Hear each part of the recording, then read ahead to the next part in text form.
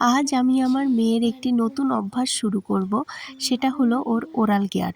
আমার মেয়ের এখনও দাঁত ওঠেনি, তবে বাইরের খাবার খাওয়ার পর থেকে আমি লক্ষ্য করেছি তার জিভে একটু সাদা প্রলেপ পড়ছে। অনেক পেরেন্টসরাই মনে করেন এটা হয়তো নর্মাল বিষয়, কিন্তু আমার মনে হয় এই সময় থেকেই বাচ্চার ওরাল কেয়ার ভীষণ জরুরি।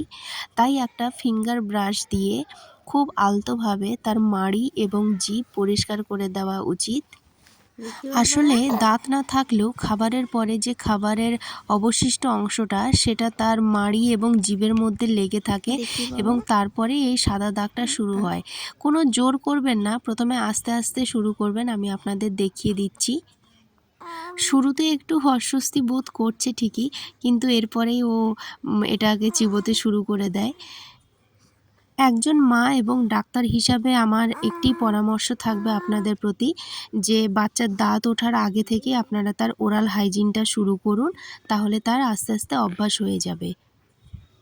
আর এই ফিঙ্গার ব্রাশটা আমি কিনেছি লাভল্যাব কোম্পানি থেকে। আপনারা ফ্লিপকার্টে অনেক সহজেই পেয়ে যাবেন।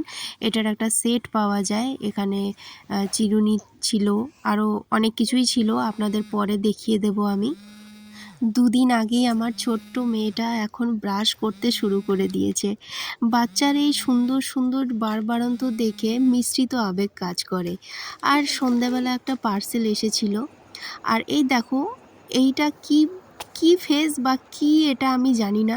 আমার মেয়ে এখন এটা করে, হয়তো হামাগুড়ি দেওয়ার আগের মুহূর্ত এটা।